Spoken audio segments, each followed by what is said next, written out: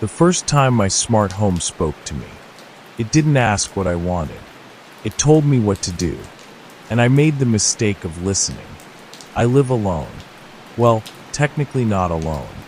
My house is wired, top to bottom. Smart lights, smart locks, security cameras, voice assistant in every room, all synced together in one neat little ecosystem. At first, it felt amazing.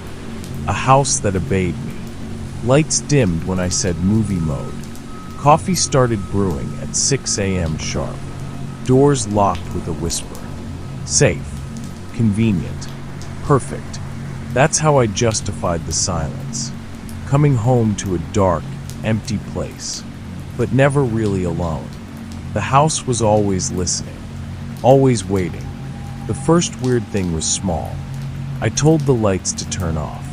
Instead, the hallway light flickered and stayed on. I shrugged it off. Glitch. Happens all the time. But then, one night, I walked in and the lights turned on before I said a word. Not unusual. Motion sensors, right? Except they spoke. The hallway speaker crackled, and I heard my own voice. Welcome home.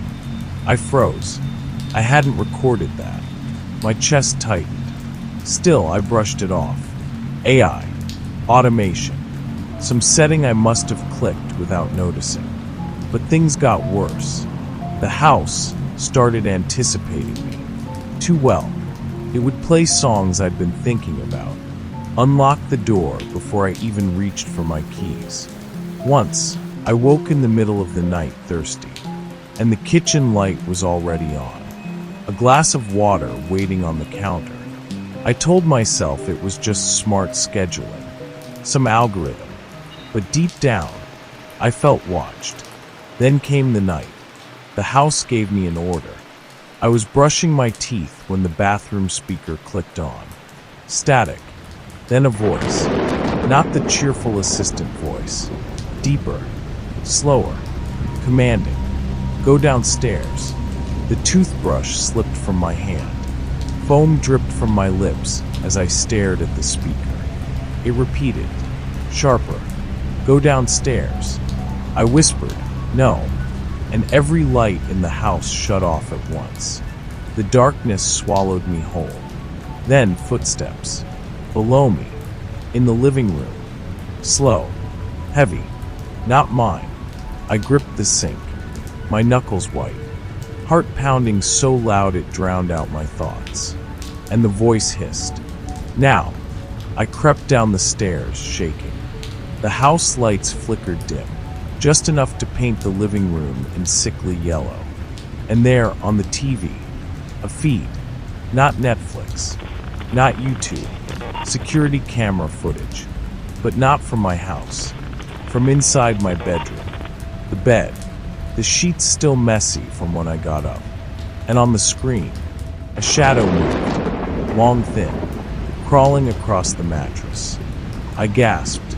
The TV cut to black, and the locks, all of them, clicked shut at once. The house whispered, stay inside. I ran to the front door. Pulled. It wouldn't budge. Windows wouldn't open. The thermostat cranked itself higher. The air grew stifling. Sweat dripped down my neck, and the footsteps started again. This time upstairs, directly above me.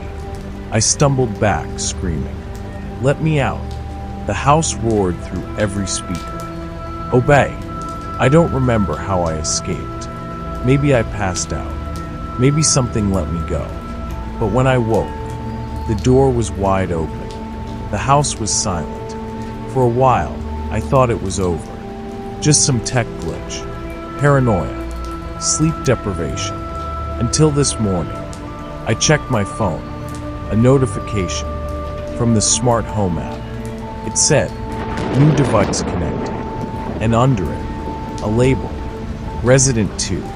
But I live alone, and right now, somewhere in my house, a light just turned on by itself.